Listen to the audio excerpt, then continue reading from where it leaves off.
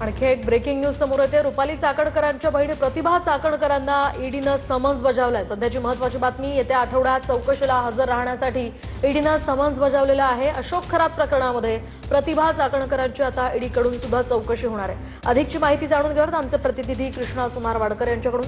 कृष्णा, काय अधिकची माहिती आहे?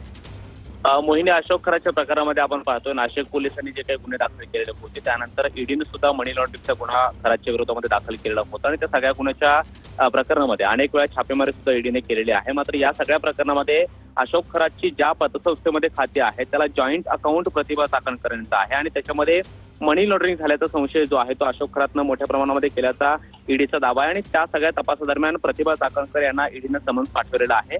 पुढच्या आठवड्यामध्ये प्रतिभा चाकणकरांना मुंबईच्या झोन 2 च्या ईडी कार्यालयामध्ये चौकशीला हजर राहण्याचं समन्स आहे आणि त्यामुळे प्रतिभा चाकणकर या समन्सला हजर राहतात का ते पाहणं सुद्धा महत्त्वाचं असणार आहे। मात्र प्रतिभा चाकणकर यांना हे पहिलं समन्स आहे आणि येत्या काळामध्ये आणखी काही लोकांना समन्स जाऊन त्यांची चौकशी ईडीकडून होऊ शकते याचे संकेत सुद्धा ईडीने दिलेले आहेत। त्यामुळे प्रतिभा चाकणकर या ईडीच्या कार्यालयामध्ये पुढच्या आठवड्यामध्ये चौकशीला हजर राहतात का हे पाहणं महत्त्वाचं असणार आहे। मात्र पतसंस्थेमध्ये असणाऱ्या अकाउंटच्या अनुषंगाने हे समन्स केल्याचं ईडीच्या सूत्रांकडे नक्कीच धन्यवाद कृष्णा दिलेल्या या सविस्तर माहितीसाठी।